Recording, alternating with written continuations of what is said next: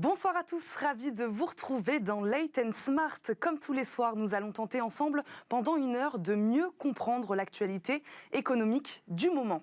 Au sommaire de cette émission, Twitter se met au contenu payant. Le fondateur du réseau social l'a annoncé, il veut proposer des abonnements et des services payants à ses utilisateurs comme moyen de diversifier ses revenus. Un changement de modèle économique que nous analyserons en début d'émission avec nos invités. Également ce soir, un zoom sur la fraude fiscale alors que son coût est évalué à 355 milliards d'euros au niveau mondial. L'OCDE tacle dans son dernier rapport l'ensemble des intermédiaires qui facilitent la corruption. Nous verrons où en sont les États dans la lutte contre les fraudes et comment la crise sanitaire pourrait augmenter ces risques. Enfin, bonne nouvelle pour les startups, avec 23 milliards d'euros, jamais les investisseurs en capital risque français n'ont eu autant d'argent disponible. Qu'est-ce que cela nous dit du dynamisme du marché français de l'investissement? Réponse tout à l'heure. Pour répondre à nos questions, nos invités ce soir sont François Ekal, président de FIPECO. Il nous accompagne. Bonsoir. Bonsoir. Merci beaucoup d'être avec nous. Stéphane Vanderborg, directeur général Vente et Alliance, cofondateur d'Ubecom, nous accompagne également. Bonsoir. Bonsoir. Merci, c'est votre première sur le plateau de Late and Smart et nous sommes ravis de vous accueillir. Merci. On commence comme chaque soir cette émission avec l'apéritif du jour.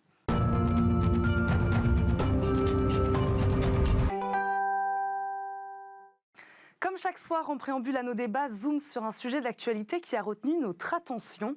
Aujourd'hui, la nouvelle stratégie de Twitter. À l'heure où le modèle économique des plateformes Internet, fondé sur la publicité, semble de plus en plus remis en cause, le fondateur l'a annoncé, il veut désormais ses influenceurs maison. Il envisage de proposer des abonnements et des services payants à ses utilisateurs comme moyen de diversifier ses revenus. Objectif, atteindre les 315 millions d'utilisateurs monétisables d'ici 2023. Ce que veut faire Twitter, est-ce que c'est la suite logique, François Ekal ? Moi, je suis un utilisateur de Twitter, notamment pour faire connaître ce qu'il y a sur le site de FIPECO. J'espère bien que ça va rester gratuit pour moi et pour les utilisations que j'en ai. Après, je pense que beaucoup sont inquiets voilà. De cette annonce. Donc, après que Twitter essaye, à côté je dirais du Twitter classique, utilisable gratuitement par tout le monde, de se diversifier, de proposer, si j'ai bien compris, que ce soit pas Twitter lui-même, mais des clients de Twitter qui puissent proposer qui à travers la plateforme des contenus, des newsletters, etc. Pourquoi pas ? Moi, ce que je vois pas très bien, c'est pourquoi passer par Twitter pour faire ça. Parce que s'il s'agit de faire la promotion d'un site internet payant ou d'une newsletter, etc., pourquoi passer par la plateforme de Twitter ? Enfin, vous avez peut-être plus d'idées que moi. Stéphane Vanderborg. J'ai du mal à comprendre quel est l'intérêt. Voilà. Stéphane Vanderborg. Voilà, pour avoir vécu pas mal de temps dans l'IT, depuis 30 ans, je dirais qu'il n'y a pas de repas gratuit. C'est-à-dire qu'à un moment donné, tout business model doit être rentable. Et là, ils atteignent un plateau, de toute façon. Il va falloir commencer à faire payer ce qui était gratuit avant. Et on s'aperçoit que la publicité toute seule n'est pas un business model en soi. Et je pense que tous vont venir vers des choses payantes pour continuer à subsister. Et la vraie question, ça va être la valeur du contenu. C'est-à-dire payer, oui, mais pour quel contenu pourquoi Et je pense que là, il y a de la concurrence maintenant. Twitter n'est pas tout seul. Il va falloir qu'ils puissent trouver quand même un contenu qui va intéresser les utilisateurs, clairement. Notamment après l'affaire de l'exclusion de Donald Trump du réseau Twitter, on en a tous entendu parler. Est-ce que Twitter fait-il face, selon vous, à une crise de confiance, François Ekal ? Je crois pas. Enfin, moi, ce que j'en vois, c'est que... pouvoir des plateformes, de la tech... elles sont soumises à des tas de pressions, notamment le principal sujet, mais pour moi qui est insoluble, mais qui touche aussi les médias comme vous, qui est la diffusion de tout ce qu'on appelle les fake news sur Internet. Et donc on demande à ces médias, aussi bien les réseaux sociaux que les médias les plus classiques, de ne pas diffuser ces fausses nouvelles. Le problème, c'est qu'on ne sait pas ce que c'est qu'une fausse nouvelle. Il y a pas la vérité d'un côté et le faux d'un autre côté. C'est pas tout. C'est jamais, l'information n'est jamais toute blanche ou toute noire, toute vraie ou toute fausse. On est toujours dans un gris, et quand on voit que même le président du plus grand pays du monde raconte des absurdités à longueur de journée, dit mais que peuvent faire les médias ? Enfin, à mon avis, ils ne peuvent... Enfin, Je pense qu'aller sur la voie, comme le proposent beaucoup, de la censure de l'information, c'est une voie sans issue, parce que d'abord, l'information sera toujours diffusée autrement, et ensuite, vous n'aurez jamais vraiment de bonnes raisons pour censurer. Ou alors, vous allez censurer tout. Enfin, vous rentrez dans une logique qui va vous amener à censurer énormément de choses, et y compris des choses qui en réalité sont vraies ou plus ou moins vraies. Enfin, je pense que c'est un très mauvais débat, et moi je pense que le mieux c'est ce que j'essaye de faire, c'est de diffuser des informations que je considère comme à peu près exactes. Il n'y a jamais de vérité scientifique, hein, ça n'existe pas. Il n'y a que des informations dont on n'a pas encore démontré qu'elles étaient fausses.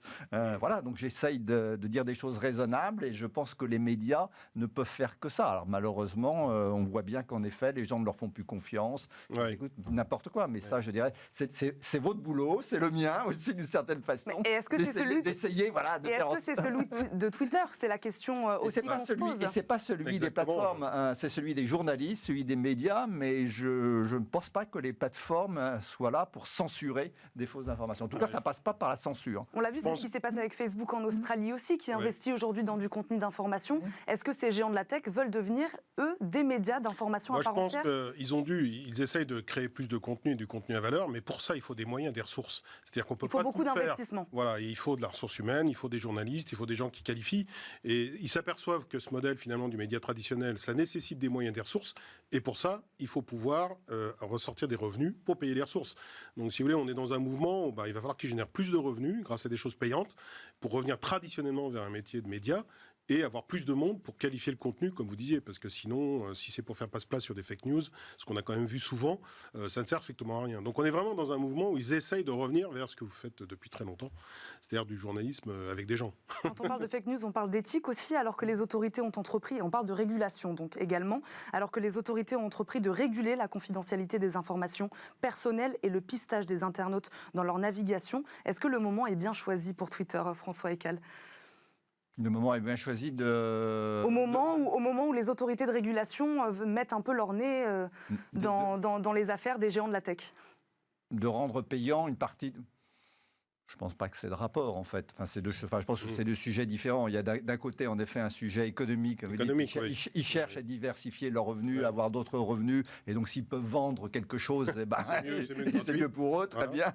Et puis, l'autre sujet, mais qui, à mon avis, est totalement différent, qui est celui le fait qu'ils peuvent diffuser...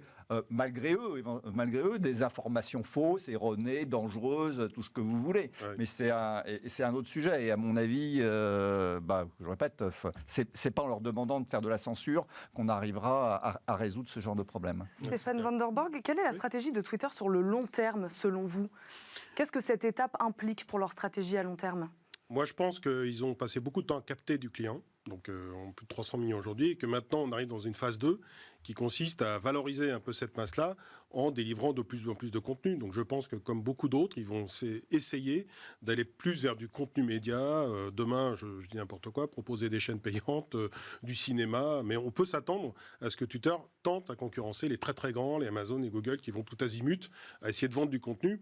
Parce que la valeur qu'ils ont, c'est la base client. Et une base client, ça a une valeur inestimable. Maintenant, il va falloir qu'ils l'exploitent, entre guillemets, en vendant du contenu. Et ils feront payer les gens parce qu'il y aura du contenu de valeur. Donc le vrai sujet pour eux, ça va être, est-ce qu'ils vont être capables de fournir du contenu à valeur vis-à-vis de toutes les autres plateformes, Amazon, Google, etc. Cette décision de Twitter aura un impact sur Facebook ou sur Google ou sur Amazon, on imagine. Comment vont-ils réagir ? Les autres acteurs de cet écosystème. Ça, j'en sais rien. Comment ils vont réagir? Que ça a un impact, oui, ils sont concurrents tous. Donc, oui. Ça peut faire effet boule de neige? Ça peut... ça dépend si ça marche. Si ça marche, les autres feront peut-être pareil. Mais encore, ce que je disais au début, c'est je ne sais pas très bien ce qu'ils vont vraiment proposer. Je ne vois pas très bien ce qu'ils peuvent proposer de payant et d'utile, ayant une valeur ajoutée pour un utilisateur. Alors moi, je ne suis peut-être pas représentatif, mais disons l'utilisateur normal de Twitter. Mais ça reste très risqué. Là, c'est un des premiers à faire ça. Je considère que ça reste très risqué, même en étant sur des sociétés qui cherchent des business models payants. Ça reste très risqué. Ça fait fait très longtemps que les utilisateurs ont l'habitude de la gratuité. Faire payer les gens, ça va être compliqué. Moi, je ne me vois pas payer quelque chose. Je vais payer sur Twitter. On verra si cette stratégie du payant sera payante. Alors voilà, finalement, c'est c'est la question. Merci à tous les deux, vous restez avec nous. On passe tout de suite à notre premier débat. On parle de fraude fiscale.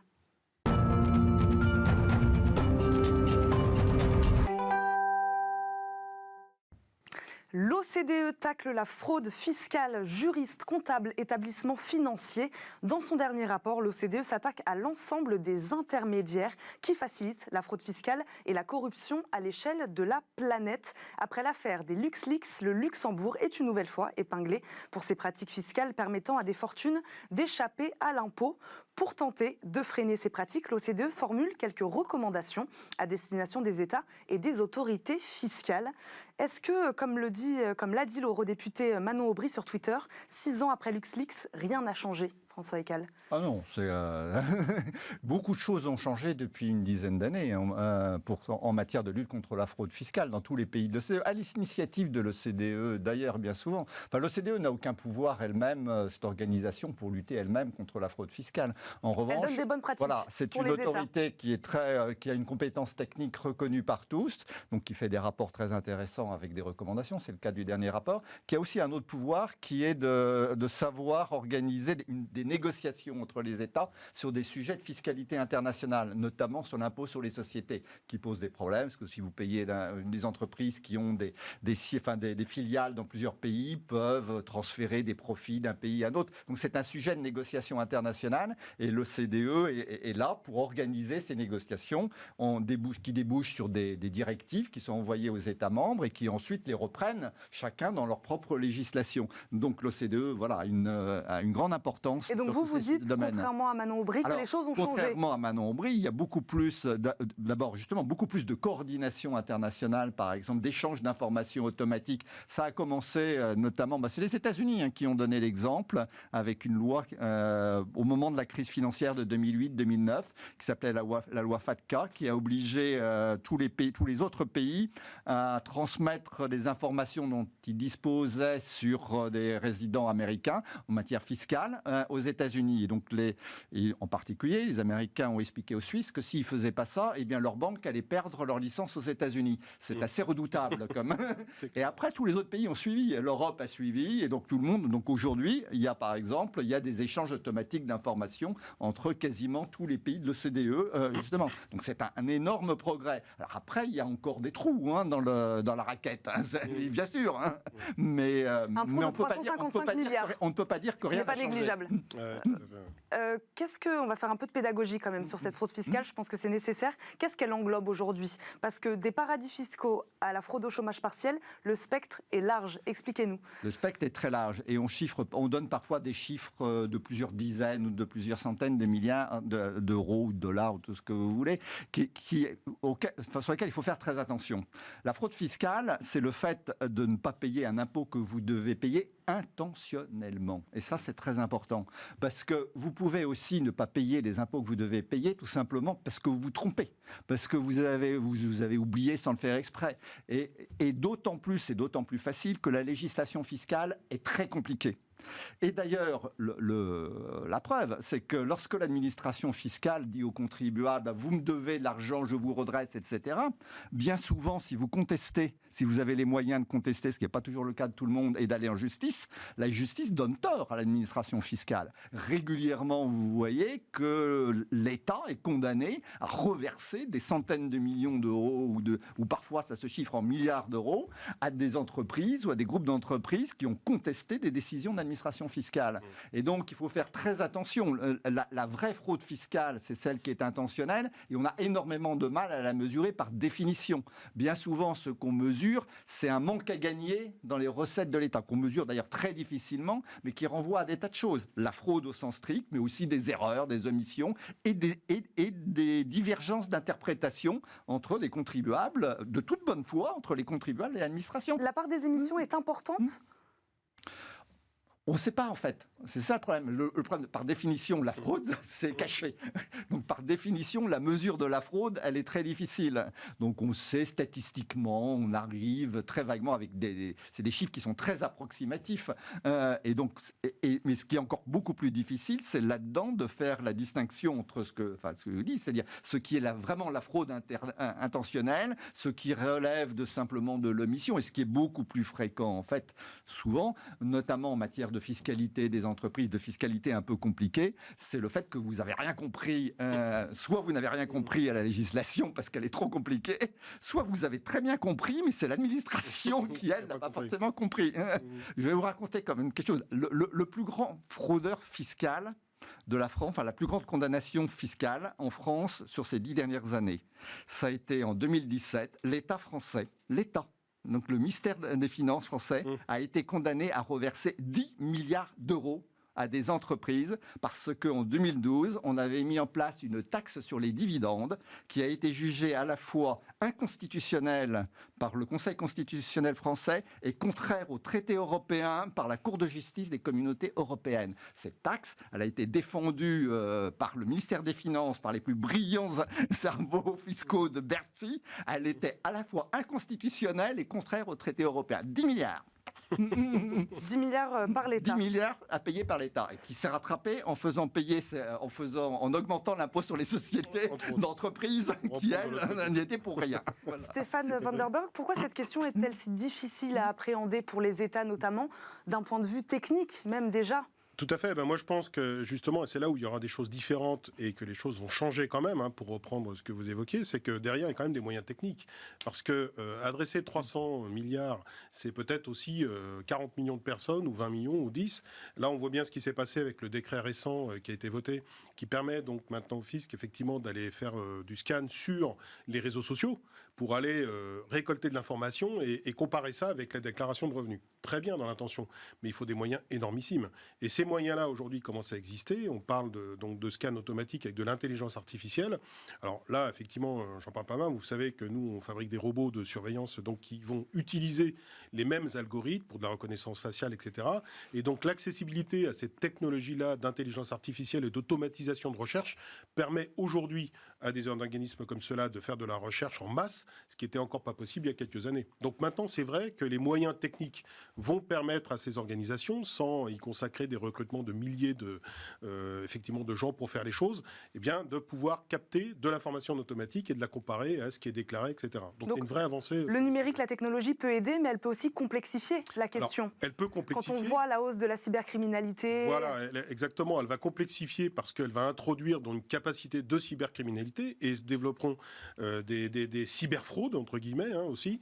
Et puis de l'autre côté, elle pose la question des libertés individuelles, puisque bien derrière, à partir du moment où vous automatisez via de l'intelligence artificielle du contenu, de photos, de vidéos, de choses comme ça, se pose une vraie question autour de la liberté individuelle et de l'image. François Eckel, les enjeux financiers sont tellement importants qu'on se demande des fois pourquoi les États ne mettent pas plus de moyens dans la lutte contre la fraude fiscale. Les enjeux financiers sont beaucoup moins importants qu'on ne le croit. Le montant finalement, après avoir essayé de redresser... Il n'est pas si impressionnant que ça ? Par rapport aux chiffres qui sont cités, le montant des recettes tirées en France par le ministère des Finances, des contrôles fiscaux, c'est à peu près 10 milliards par an. Donc on n'est pas dans les quelques dizaines de milliards d'euros. Et malgré tous les efforts qu'on a faits depuis quelques années, on est passé, il y a 10 ans, on est passé grosso modo de 8 milliards à 10 milliards. Voilà.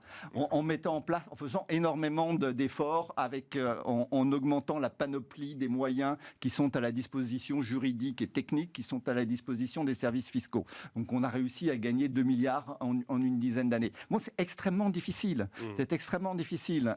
Donc il ne faut pas rêver. Il y a beaucoup de gens qui font rêver en disant il suffirait de lutter contre la fraude fiscale, on pourrait encaisser 50 milliards, 60 milliards, etc. Non, ça c'est des rêves. C'est important. C'est très important de lutter contre la fraude fiscale. Je ne dis pas que il faut lutter contre la fraude fiscale, mais il faut aussi se rendre compte que c'est très difficile. Et la raison pour laquelle c'est très difficile, c'est que la législation est extrêmement compliquée. Le sujet de l'OCDE, aujourd'hui le rapport que l'OCDE a rendu, il est sur les intermédiaires financiers, les avocats, etc., qui bien souvent, en effet, sont à l'origine de montages fiscaux douteux. mais douteux, entre guillemets. C'est-à-dire que bien souvent, la législation, justement, est tellement compliquée qu'il y a des zones grises. Il y a des zones dans lesquelles on ne sait pas si c'est conforme ou non à la réglementation. Et puis comment rendre possible le contrôle de toutes ces parties prenantes ? Ça semble très compliqué. Alors c'est compliqué, mais là encore, pour répondre à ce que disait Manon Brich, depuis une dizaine d'années, on fait beaucoup d'efforts. C'est-à-dire qu'on demande, aussi bien d'ailleurs dans le cadre de la lutte contre la fraude fiscale que de la lutte contre le blanchiment lié au terrorisme, au trafic en tout genre, etc. Par exemple, les intermédiaires financiers, les banquiers, mais aussi, ça s'applique aussi aux avocats, aux notaires, etc. en France, mais dans d'autres pays aussi, sont amenés à signaler beaucoup plus souvent toutes les transactions, par exemple, qui leur paraissent douteuses. Si vous avez un banquier, etc., vous vous êtes peut-être rendu compte que vos banquiers vous demandent de plus en plus d'informations sur votre patrimoine, vos revenus. Ils sont quasiment plus intrusifs que le fisc maintenant. mais quelque part, parce que justement, ils sont obligés de signaler toutes les transactions douteuses que vous pouvez faire et qui ne correspondent pas à vos revenus habituels, votre patrimoine, etc. Donc, alors, les banquiers le font, mais par exemple, les avocats le font moins. Ils sont un peu plus allergiques à la transmission de ce genre d'informations. Donc, l'OCDE nous dit, dans son rapport, il faudrait que chaque État ait un peu une stratégie générale, une politique vis-à-vis de tous ces intermédiaires, pour savoir un peu mieux ce qu'ils font, que quelqu'un soit responsable de leur demander des informations. Bon, je ne pense pas que ça s'adresse particulièrement à la France, parce que je pense qu'avec, ça s'appelle Tracfin, l'organisme qui est chargé de collecter ces informations en France, je pense que les informations qui remontent à Tracfin en France sont déjà très nombreuses, très importantes, même si quelques professions sont encore un peu réticentes. Donc, mais dans d'autres pays, oui, ça peut être beaucoup plus important. Donc ce rapport de l'OCDE est important pour ça. Est-ce qu'il y a une raison pour laquelle ce rapport arrive maintenant ? Est-ce qu'on peut faire un lien avec la crise de la Covid ? Non. Non, pas de lien. C'est des rapports qui sont préparés depuis déjà bien avant la crise du Covid. Non. Pas de raison particulière pour laquelle l'OCDE monte au créneau aujourd'hui. Non, il y a depuis, c'est plutôt depuis la crise de 2008-2009. Hein. C'est la crise de 2008-2009 qui a mis en évidence, en tout cas sur le devant de la scène, beaucoup international, beaucoup plus le sujet de la fraude fiscale, notamment de la fraude fiscale internationale. Et donc depuis 2008, depuis cette loi américaine qui a permis aux États-Unis d'avoir des informations sur les Américains partout dans le monde, il y a eu beaucoup de progrès qui ont été faits, l'OCDE fait beaucoup de choses, il y a beaucoup plus de négociations. Alors il y a un rapport avec les sociétés du numérique, c'est qu'il y a un problème nouveau aussi depuis quelques années, qui est le fait qu'il est très difficile de faire payer des impôts avec les outils traditionnels, l'impôt sur les sociétés, sur des entreprises qui sont dématérialisées, dont on ne sait pas très bien à quel endroit elles produisent quelque chose, à quel endroit elles le vendent, pour combien, etc. Qu'est-ce que ça crée, ça, comme difficulté, Stéphane Van der Borg ? Si vous voulez, je pense qu'effectivement, on le voit dans les organisations d'entreprise, et surtout avec le télétravail, et là, pour le coup, avec un impact Covid, c'est que maintenant, vous pouvez télétravailler. Donc, vous avez des grandes organisations comme des constructeurs, pour lesquels le patron des achats est à Madrid, le responsable logistique est à Copenhague, etc. Et donc, de toute façon, même le travail s'effectue à des endroits très différents, dans des pays, des continents différents. Et c'est vrai qu'aujourd'hui, peu de synchronisation, en tant qu'entrepreneur, entre les différents pays en termes de fiscalité, ça crée des confusions énormes et des grandes difficultés même pour les entreprises, comme vous le disiez, sans faire exprès, d'arriver à rationaliser tout ça par rapport à l'impôt. Or, aujourd'hui, la réalité économique, c'est que le travail sera effectivement dématérialisé, traité à différents endroits, sans tenir compte spécialement des frontières et des États, etc. Donc, il va bien falloir que là aussi, ça se simplifie, y compris au niveau international, et que ça se synchronise, parce que sinon, c'est extrêmement compliqué. Est-ce que, selon vous, la technologie est capable aujourd'hui d'appréhender la complexité, on le disait, des parties prenantes, des outils sur lesquels... Alors, moi, je pense, oui, qu'aujourd'hui, j'en parlais avec l'intelligence artificielle ou d'autres technologies. Aujourd'hui, on a les technologies, on manque peut-être encore de moyens. Voilà, c'est-à-dire qu'il y a les technologies. Le vrai sujet, je le vois, encore une fois, je le vois avec les robots. On pourrait faire énormément de choses, nous, en télésurveillance, en surveillance de sites industriels, d'automatisation, de prise de mesures de température, ce que l'on fait, etc. Là où on se confronte beaucoup, justement, c'est à de la législation sur le droit à l'image et comment utiliser des données personnelles. Enfin, vous connaissez tout le RGPD qui a été mis en place en Europe, qui est quand même... C'est la question qui se pose d'ailleurs sur le décret dont vous parliez tout à l'heure. On prend des informations utilisateurs et consommateurs, voilà. Comment les utiliser, comment assurer leur confidentialité. Vous l'avez vu dans le décret, ils ne peuvent le garder que 60 jours. Au bout de 60 jours, il faut tout effacer. Donc si des enquêtes derrière suivent, etc., ça va quand même être compliqué de traiter cette matière. Donc à mon sens, la technologie est là. là. Mais les contraintes liées à des contraintes type RGPD vont quand même freiner la capacité de ces organisations à traiter cette information aujourd'hui, clairement. Peut-on aller, François Ekal, aujourd'hui, selon vous, vers plus de justice fiscale, vers un lissage au niveau européen d'abord peut-être, et puis au niveau mondial? C'est ce qu'il faudrait? Est-ce qu'on peut y aller? Au niveau de l'entreprise, c'est tout à fait souhaitable. Au niveau de l'entreprise, c'est souhaitable. Ce serait très bien. Enfin, dans la justice fiscale, il y a plusieurs choses. La lutte contre la fraude, bon, on peut renforcer encore la lutte contre la fraude, hein, c'est clair. Après, dans l'expression justice fiscale, il y a, en dehors de tout problème de fraude, etc., qu'est-ce qu'une fiscalité juste? Alors là, vous avez plein de débats entre économistes sur ce qu'est une fiscalité juste, optimale, qui soit à la fois juste et efficace. C'est-à-dire, le problème, c'est qu'il faut à Le Luxembourg, aujourd'hui, est encore considéré comme un paradis fiscal. Ça, j'imagine que ça peut poser problème. Alors, le Luxembourg, c'est assagi. Hein. Il y a quand même le problème au niveau européen, c'est que ça serait bien d'avoir des impôts européens, mais pour prendre des décisions fiscales au niveau européen, il faut l'unanimité. Donc cette unanimité, on a réussi à l'avoir dans le passé pour établir des règles, par exemple en matière de TVA. Donc il y a des règles. La TVA est un impôt avec des règles un peu unifiées. En revanche, on n'arrive pas à le faire pour ce qui est, par exemple, de l'impôt sur les sociétés. Donc il y a des pays en Europe, voilà, comme l'Irlande. C'est un peu un trou. Voilà. C'est très bien que les grands groupes ils se mettent en Irlande pour faire tout le business derrière. Donc tant qu'on n'aura pas réussi, comme vous dites, à lisser tout ça, ça sera compliqué. Mais est-ce qu'on le réussira? Ou alors est-ce qu'il faut faire sans et se dire que voilà, il faut développer des outils? Il faut espérer qu'on réussira, mais enfin, on peut être sceptique parce que ça fait en effet des années et des années qu'on en discute, au niveau européen, on essaye de négocier typiquement l'impôt sur les sociétés, des règles communes en matière d'impôt sur les sociétés. On n'y arrive pas parce que le problème de l'Europe, c'est en matière fiscale, c'est cette règle de l'unanimité qui fait que si l'Irlande n'est pas d'accord, mais même si Malte n'est pas d'accord, rien ne se passe. C'est quand même un vrai problème. Je vous posais la question tout à l'heure du lien avec la crise de la Covid. Vous me disiez qu'il n'y avait pas forcément de lien avec, en tout cas, le rapport de l'OCDE. Le lien, on peut peut-être le faire là. 300 000 dossiers de fonds de solidarité possiblement frauduleux ont été identifiés par Bercy. Faut-il, en cette période de crise, être plus vigilant quand même, François Ekal? Oui, mais alors typiquement, là, je pense qu'il y a des vraies fraudes, c'est sûr, mais je pense aussi qu'il y a beaucoup d'erreurs involontaires. Je pense, alors là, moi, je suis très critique sur la manière dont l'État attribue les aides du Fonds de solidarité.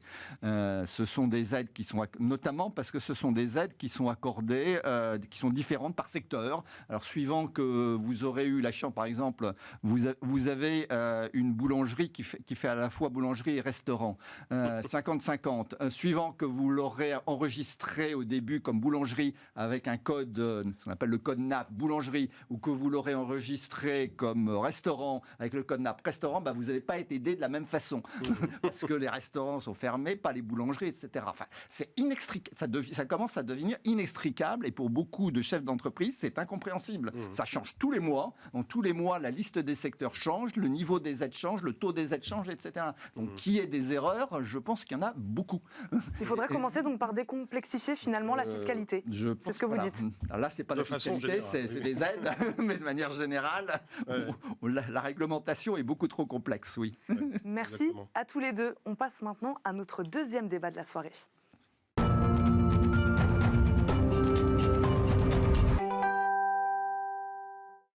Bonne nouvelle pour les startups françaises en quête de financement. Les fonds en capital risque se portent bien. Ils peuvent investir jusqu'à 23 milliards d'euros sur plusieurs années.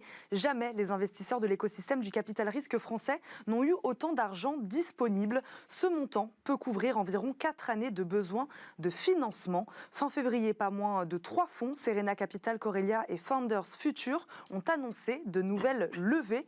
En pleine crise de la Covid-19, comment explique-t-on ce dynamisme du marché français de l'investissement, François Ekal?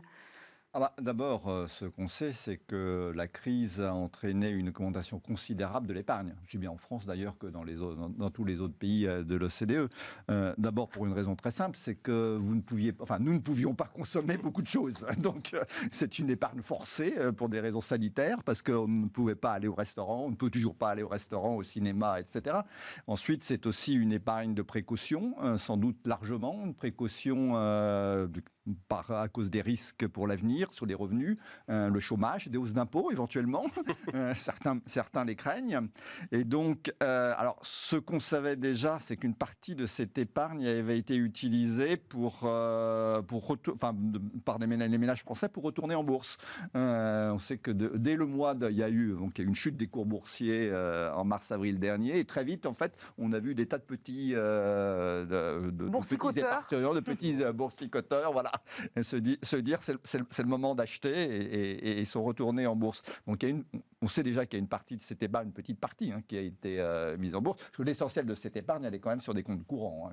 Voilà, l'essentiel. Mais qu'il y en a une partie qui soit allée en bourse et qu'une autre partie, on la retrouve dans des fonds de capital risque, et ça, c'est très bien, c'est une très bonne nouvelle. Ça permettra peut-être d'éviter à certains d'instaurer de nouveaux impôts, puisque ça fait aussi partie des sujets d'actualité. Comment faire pour faire en sorte que cette épargne soit bien utilisée? Tout de suite, certains pensent il faudrait prélever des impôts dessus et l'utiliser, voilà, et que ce soit l'État qui l'utilise pour faire des investissements pertinents, etc. Donc voir qu'une partie, certes une petite partie est utilisée pour abonder des fonds de capital risque, c'est très bien. À quel type de financement servent ces fonds capital risque, vous qui les connaissez bien, Stéphane Van Der Borg? Alors justement, je crois que l'objectif, c'est quand même de faire démarrer l'économie sur l'innovation, et en particulier en France. Alors nous, on est en plein dedans, parce que vous savez, donc, j'ai une start-up qui fabrique des robots de surveillance et de maintenance sur les sites critiques, qui est un vrai besoin aujourd'hui, avec une technologie aboutie qui permettrait d'aller beaucoup plus vite et d'industrialiser, d'automatiser beaucoup plus rapidement tout ce qui est maintenance et surveillance.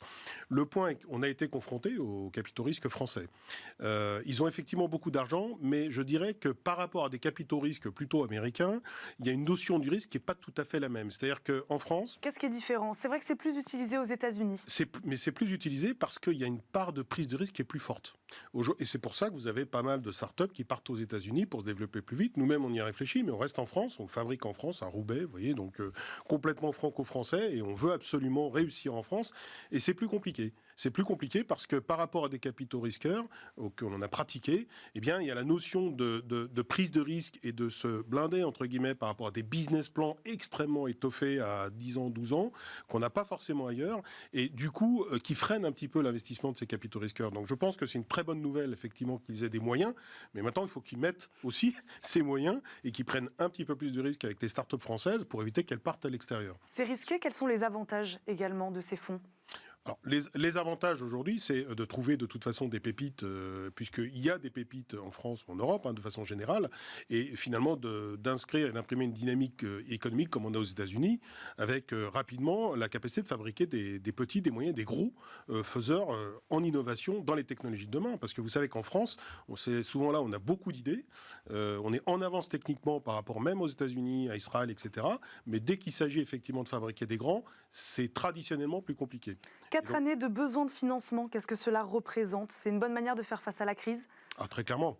Très clairement, aujourd'hui, pour des sociétés telles que les nôtres, start-up ou autres, ça permet de passer complètement cette crise et surtout d'être prêt pour le rebond. Parce que tout le sujet, ça va être de reprendre de la vitesse dès que les choses vont redevenir à la normale et de ne pas être derrière ceux qui vont aller plus vite, les Américains, les Israéliens, etc. Je parle dans le domaine des nouvelles technologies. François Ekal, c'est une bonne manière de faire face à la crise? Oui, ces 4 années de financement possibles pour les startups françaises? Ça ne peut être qu'une bonne nouvelle. Est-ce que certaines startups sont exclues de ce type de financement? Moi, je pense qu'aujourd'hui, on le voit, il y a une très grosse... Vous parliez d'innovation, de tech, voilà. On est plus sur ce type de C'est ce que l'on voit, l'attirance des capitaux risqueurs, c'est effectivement innovation, technique, le vert aussi, tout ce qui est effectivement autour de l'économie verte. Je pense qu'il ne faut pas oublier non plus certaines dites start-up, mais quand même des entreprises plus traditionnelles qui font aussi le tissu économique du pays. Alors nous, on surfe un peu sur la vague techno, robots, etc. Mais on voit bien qu'on a quand même besoin de start-up plus traditionnelles qui, elles aussi, doivent être financées. Il n'y a pas que l'innovation verte qui permettra de créer des centaines de milliers d'emplois en France, même si ça y contribuera. Et je pense qu'il faut avoir un regard un petit peu plus large quand même sur l'investissement. François Ekal, de quelle manière l'investissement a-t-il été impacté par la crise de la Covid? Vous le disiez, on a épargné. Est-ce que l'investissement a été impacté ? Oui, l'investissement des entreprises. De quelle manière ? Ce que montrent les... Il fallait survivre en fait, on n'investissait plus. On n'investissait plus parce que essentiellement parce qu'en effet les perspectives de croissance d'activité, etc. avec cette crise sont devenues beaucoup plus incertaines. Les entreprises n'aiment pas l'incertitude. Et donc, face à ces perspectives très incertaines, les entreprises ont réduit leurs investissements. Alors, la bonne nouvelle, c'est que les dernières enquêtes sur l'investissement montrent que les entreprises répondent qu'elles vont reprendre leurs investissements en 2021. Maintenant, ça va dépendre aussi de l'évolution de la situation sanitaire pour commencer, économique ensuite. Ça, c'était une enquête en janvier. On ne prévoyait pas encore en janvier qu'on allait peut-être avoir un nouveau confinement. Tout ça est fortement dépendant de l'évolution du virus, du coronavirus. Les investisseurs sont généralement sur ce type de fonds des chefs d'entreprise ou des professionnels très expérimentés, vous allez nous dire si oui ou non, qui ont une bonne expertise et un savoir-faire. Est-ce que cet accompagnement est également un plus pour ces jeunes pousses françaises ? Clairement. Aujourd'hui, les fonds étaient, il y a quelque temps, assez financiers. Et donc, une logique très financière, un peu décorrélée de la dynamique ou de business model. Et c'est un tort. Les jeunes pousses ont besoin on va dire, seniorité au niveau des fonds pour les accompagnements sur les business models, très clairement. Et là, aujourd'hui, ça se développe. D'ailleurs, des fonds se spécialisent. Vous avez des fonds, on le voit, nous, typiquement pour la robotique, des fonds plutôt pour le médical, des fonds pour les plateformes dites SaaS, donc tout ce qui est plus informatique. On est sur des secteurs stratégiques, là, vous parlez du médical. La France a envie de s'appuyer sur ces secteurs-là, aujourd'hui. Moi, je pense, oui, tout à fait. On est en avance, là aussi, sur énormément d'innovations côté médical. Et très clairement, il y a besoin encore de renforcer et de mettre des moyens. Et c'est une porte ouverte pour les capitaux risqueurs pour s'y mettre. Qu'est-ce qui manque, selon vous, pour être en compétition, pour concurrencer les Américains ou les Chinois ? Moi, je pense qu'on a les moyens. Ce qui manque, je veux dire, c'est un peu trivial, c'est un peu l'envie des capitaux risqueurs en France. Et donc d'évaluer peut-être des zones de risque plus élevées, ce que font les Américains, pour mettre plus de moyens tout de suite. Je pense qu'il y a des places à prendre maintenant dans la robotique, dans le médical, etc., qui sont à prendre maintenant avec plus de risques. Il manque pas grand-chose.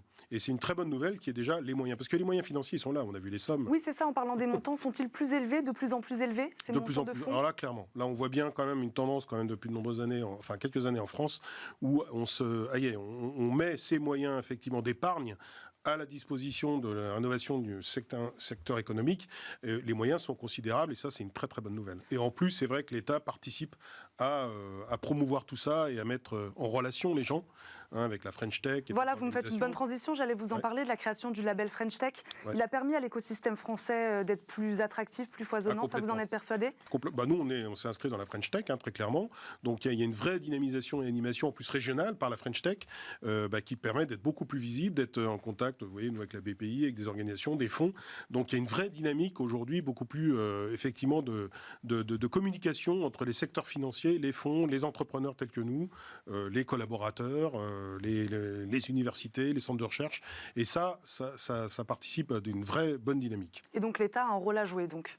Vous êtes d'accord avec ça, François Écal ? L'État a un rôle à jouer ? Oui, bien sûr, l'État a un rôle à jouer parce que pour dynamiser la création de ces petites entreprises, leur apporter des fonds, ce que fait BPI. Oui, tout à fait. Voilà. Donc l'État a un rôle à jouer. En matière d'innovation, l'État a un rôle à jouer parce que le secteur public est à l'origine de beaucoup de recherches. Il y a beaucoup de grands laboratoires de recherche dans les universités et à l'extérieur, des organismes comme le CEA, le CNRS, etc. Et donc il y a un vieux sujet en France qui est il faut qu'il y ait plus de meilleures relations entre le monde de la recherche publique et le monde des entreprises. Le problème de la France, c'est qu'on fait beaucoup de recherche dans le secteur public. Vous avez raison, il y a l'universitaire, l'entrepreneur. Il y a un problème de réseau, de mise en communication entre les deux. Aux États-Unis, toutes les innovations qu'ont créées les plus grosses sociétés mondiales, par exemple Cisco ou d'autres, ce sont des universitaires, MIT, qui ont créé des choses et qui l'ont commercialisé. Et il n'y avait pas de complexe par rapport à ça. En France, on est resté sur une espèce de séparation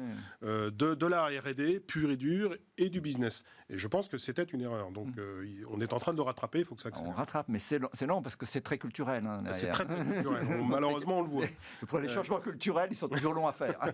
C'est clair. Est-ce que plus globalement, c'est une bonne nouvelle pour la reprise ? C'est une bonne nouvelle pour les startups ? Est-ce que c'est une bonne nouvelle également pour la reprise, Stéphane van der Borg ? Alors, si c'est appliqué et si effectivement les fonds sont mis, c'est une excellente nouvelle. Encore une fois, on compte sur ce tissu tissu économique pour s'en sortir aussi? Moi, je pense, clairement, parce qu'il faut effectivement avoir la capacité de créer des nouveaux métiers, des nouvelles organisations, parce que c'est mondialement ce qui va se passer, et on ne peut pas nous rester sur des choses un peu en retrait.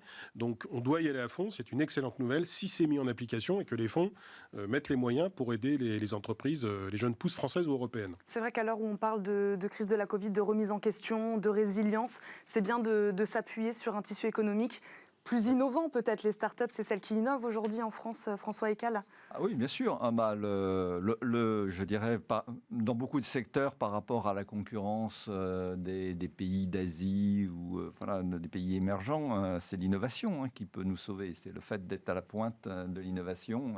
Et donc, nous, d'une certaine façon, on n'a pas le choix. Le pire, je vous dis encore une fois, je reviens sur mes histoires de robots. Sachez que la France, au niveau de la robotique, est considérée comme très en avance. Les Chinois, les Américains, les Israéliens viennent chercher des Français pour, je dirais, implémenter des programmes robotiques pour fabriquer donc ces fameux robots là, de surveillance. Donc le Français est connu comme étant à la pointe sur la robotique. C'est quand même dommage qu'on n'ait pas aujourd'hui des entreprises leaders dans ce secteur, ce qui commence à arriver aux États-Unis, etc. Donc pourquoi on les a pas, Stéphane Van der Borg? Eh bien parce que je pense justement que le niveau de confiance qui doit être fait par des fonds d'investissement, ou même l'État, doit être encore plus important pour accompagner le développement en France et en Europe, mais surtout en France, de ces talents-là, parce qu'ils existent et ils y sont. Fleur Pellerin était sur le plateau de Smart Tech, une autre émission de la chaîne Bismart ce matin. Elle disait on manque de grosses entreprises capables de mettre plusieurs milliards sur la table pour acheter des belles startups européennes. Est-ce que vous êtes d'accord avec ça? Complètement. Complètement. Aujourd'hui, si vous voulez, c'est pour ça qu'il faudrait un peu d'accompagnement peut-être d'État ou de choses comme ça. Parce que de toute façon, c'est ce qui se fait à l'extérieur. Les grands groupes de plusieurs milliards, ils existent à l'extérieur par la taille de leur marché aussi. C'est aussi pour ça qu'ils ont pu faire plusieurs milliards. Et donc, ils ont les moyens d'investir. Nous, en Europe, on a quand même peu de sociétés à plusieurs milliards, en tout cas, qui sont capables d'investir massivement. Il faut qu'il y ait un moyen ou une aide supplémentaire pour créer ces fameux groupes et les licornes de demain. François Ekal, c'est un problème, la fuite des talents de ces jeunes pousses françaises qui vont peut-être faire le choix demain des États-Unis ou de la Chine pour se développer? Bien sûr, c'est un problème. C'est un vieux problème d'ailleurs. On a un problème de développement des entreprises. On a beaucoup de petites entreprises innovantes qui se développent, etc., qui sont très bien. On a des très grandes entreprises sur les marchés internationaux traditionnels, qui pour la plupart sont très anciennes d'ailleurs. Oui. C'est des vieilles entreprises qui ont réussi à survivre très bien. Mais au milieu, il y a un problème. Et c'est pas sans lien avec le sujet de tout à l'heure, la complexité de la réglementation, etc. On a une réglementation de manière générale, non seulement fiscale, mais dans tous les domaines, des prélèvements obligatoires qui sont très élevés et instables, ce qui est peut-être encore pire que le fait qu'ils soient très élevés. Ils sont instables. Et alors, on les allège pour les petites entreprises. C'est-à-dire qu'il y a plein de systèmes qui permettent aux toutes petites entreprises de payer moins d'impôts sur les sociétés, d'avoir des allègements de charges, d'avoir des réglementations. Il y a plein de réglementations qui ne s'appliquent qu'à partir de 10 salariés, de 50 salariés. Donc les petites entreprises ne les connaissent pas. Mais à un moment où vous grandissez, où tout à coup vous rentrez au niveau normal de réglementation, et alors là, ça passe plus. C'est un des problèmes que l'on a, nous, directement, parce que nous, on est donc à moins de 50 salariés. La vraie question de s'étendre et de faire un Big Bang avec des fonds pour pouvoir ventiler des robots partout, se pose aussi le problème de la structure. On fait quoi? Comment on va être aidé, etc. Stéphane Van der Borg, justement, là-dessus, est-ce que le plan de relance, selon vous, du gouvernement, proposé par le gouvernement, est à la hauteur sur cette question? Moi, je pense que, toujours pareil, en financier, oui. Maintenant, en complexité et en delivery, c'est-à-dire comment il va être appliqué, il y a des questions et on attend... Il faut de la flexibilité, de la simplicité. C'est ce qu'on attend. On n'a pas encore vu. Simplicité. Vous en parliez un peu tout à l'heure. Quelle place tient aujourd'hui l'investissement responsable aujourd'hui sur ce type de fonds? Moi, il apparaît clairement, on a de plus en plus de focus, et c'est très bien, par des fonds qui étaient purement financièrement agressifs, voire financiers agressifs, vers du financier responsable. Et ça, c'est quand même des choses qui apparaissent, y compris dans les fonds français, et évidemment, c'est très bien. Pourquoi, selon vous, ils voient qu'ils sont peut-être plus résilients aujourd'hui? C'est des secteurs plus résilients? Clairement, parce que la finance pour la finance à court terme, on a tous vu ce que ça donnait, 2008, etc. Et surtout pour des entrepreneurs, ça n'a pas de sens. Et aujourd'hui, investir, c'est aussi prendre du temps et laisser du temps au temps. Et donc, la responsabilité, elle est clé. Et voilà, et pour ça, c'est un ensemble. On ne peut pas ne pas être responsable quand on est un fonds. François Ekal, les investissements responsables prennent de la place et c'est normal? Ils prennent de la place parce que la société, les clients des entreprises leur demandent de plus en plus des produits responsables, etc. Donc oui, et c'est très bien. Stéphane Van der Borg, on n'a pas parlé de l'Europe. Quelle place tient l'Europe aujourd'hui sur cette question de pousser ces startups à concurrencer les Américains, les Chinois? Là, c'est clair. Aujourd'hui, la guerre commerciale, elle est entre continents. C'est US, Chine, ça ne peut pas être que France. C'est forcément l'Europe. Donc c'est absolument clé que là aussi, ça se simplifie pour créer des grands Européens, y compris dans le cadre de l'innovation. De quelle manière elle peut s'impliquer, l'Union européenne? Justement, moi je pense que très concrètement, d'abord en simplifiant la capacité à se créer et en tout cas à faire du business au niveau européen. Je le vois encore, nous on pourra avoir un déploiement Global Robot européen avec de l'Allemagne, etc. Et donc il faut qu'il y ait une implication plus forte pour simplifier justement toutes ces règles et permettre à une entreprise simplement de s'étendre en Europe sans complexité. Moi aujourd'hui, pour ouvrir une filiale en Allemagne, en Espagne, en Italie, je peux dire que c'est plus compliqué que pour celle qui est en Californie qui va ouvrir à Miami et à New York. C'est peut-être 4 mois. Là-bas, c'est 3 jours. J'exagère à peine. Mais... Donc ça, déjà, c'est un frein au business européen.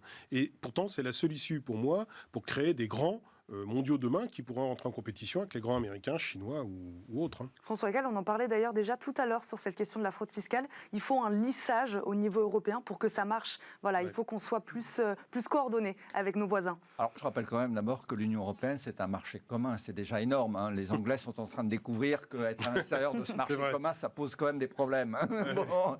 Donc, déjà, après, le problème, en effet, c'est qu'à l'intérieur de ce marché commun, il y a dans beaucoup de domaines, les réglementations restent nationales. Donc, c'est le cas pour beaucoup en matière fiscale, mais il n'y a pas qu'en matière fiscale. Dans des tas de domaines, malheureusement, voilà, on a 28, non 27 maintenant. 27 réglementations nationales dans beaucoup de domaines. Bon. Merci beaucoup. Merci beaucoup à tous les deux de nous avoir éclairés sur cette question. On passe maintenant à notre rubrique d'ici et d'ailleurs.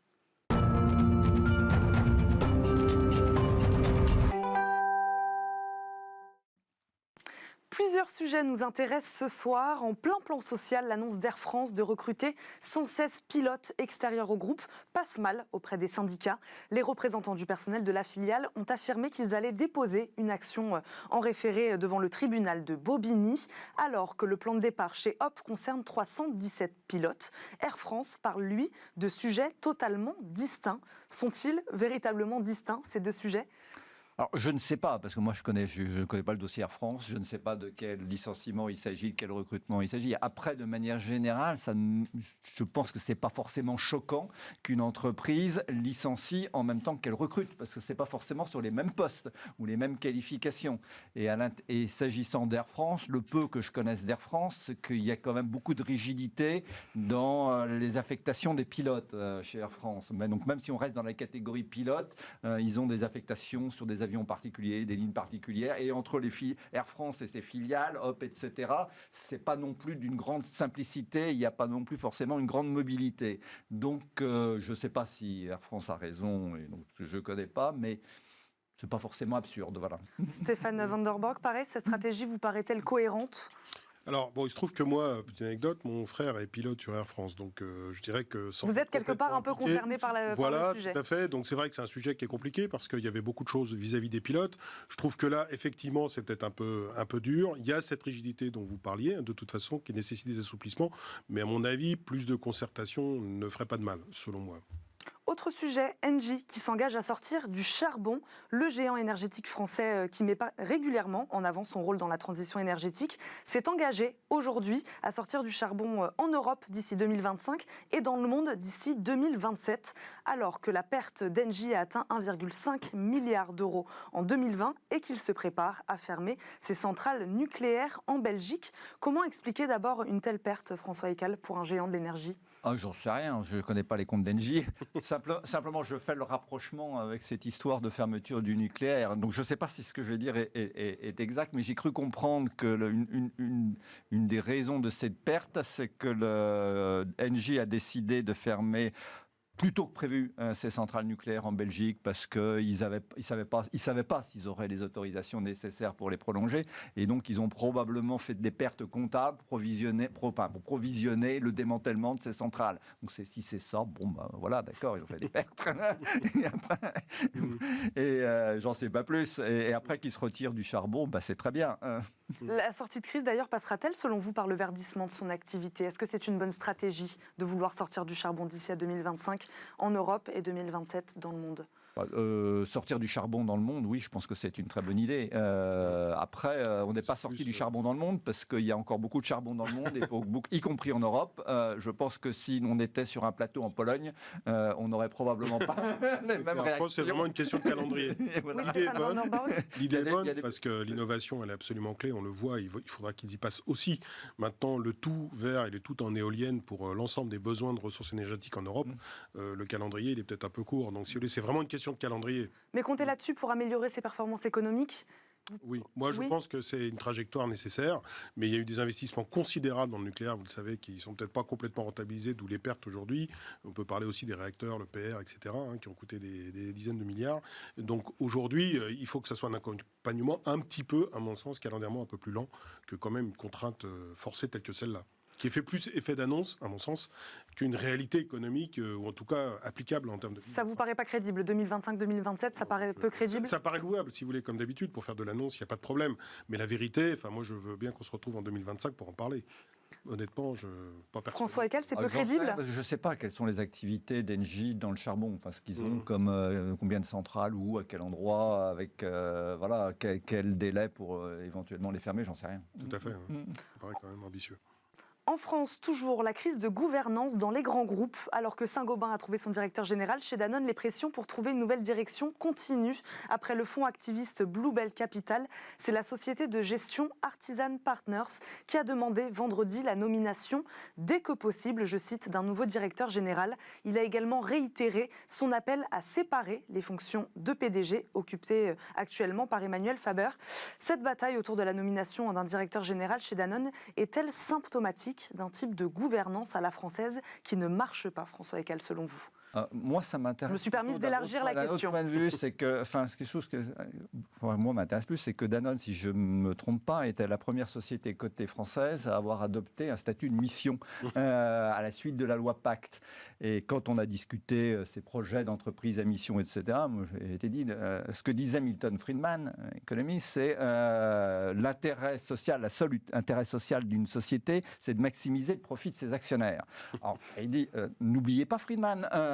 Certes, vous pouvez vous donner des missions, faire des investissements responsables, sociaux, comme on disait tout à l'heure, parce que ça fait plaisir à vos clients et donc ça vous permet en fait de maximiser le profit de vos actionnaires.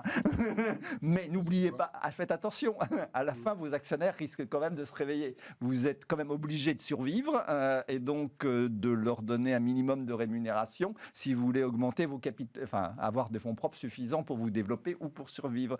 Donc derrière, il y a peut-être un retour de Friedman, c'est en fait un retour au principe de réalité. Je ne dis pas que c'est bien, il faudrait mieux que les entreprises, bien sûr, aient une vocation sociale, environnementale, etc. Mais c'est le principe de réalité là, qui est en train de revenir. Stéphane Van de Borre, qu'est-ce que vous pensez de cette crise de la gouvernance chez un grand groupe comme Danone? Moi, je pense qu'il y a quand même un point sur la gouvernance globale des grands groupes français qui pourrait être effectivement très efficace sur des plans quinquennaux, des choses comme ça. Sur le marché, ce qu'on s'aperçoit quand même, c'est qu'il y a beaucoup d'entreprises qui font des spin-offs, énormément, pour rendre... Qui scindent leur activité. Voilà, qui scindent leur activité dans des groupes plus flexibles, plus réduits, pour être plus flexibles sur le marché. Aujourd'hui, la grande constance du marché actuellement, c'est quand même d'être très incertain. Et donc, il faut des sociétés réactives, flexibles. Et ça, il faut qu'il y ait de la gouvernance qui soit quand même renvoyée plutôt vers les centres de décision locaux pour être plus flexible que garder en interne très large. Et je pense qu'il y a un peu une révolution dans les grands groupes par rapport à ça, ce qui induit ces flottements en termes de gouvernance, mais c'est un mal nécessaire. Je pense qu'on est un peu en retard, à mon sens, en termes de gouvernance grand groupe en France, par rapport aux besoins marchés et à ce que font d'autres entreprises. Et donc c'est légitime de la part de ces fonds de demander d'activer justement ce changement de gouvernance? Un point de vue actionnaire, nécessairement, ils ont dû avoir des études de très grands groupes cabinets qui leur disaient c'est pas assez flexible, c'est pas assez proche du marché, il faut révolutionner tout ça. C'est à peu près certain. Donc voilà, pour l'intérêt de l'actionnaire, on gagne pas assez, on n'est pas assez réactif sur nos marchés vis-à-vis de la concurrence, ce qui est une réalité. Faites quelque chose, changez la gouvernance. Donc ça me surprend pas par rapport à l'actionnaire.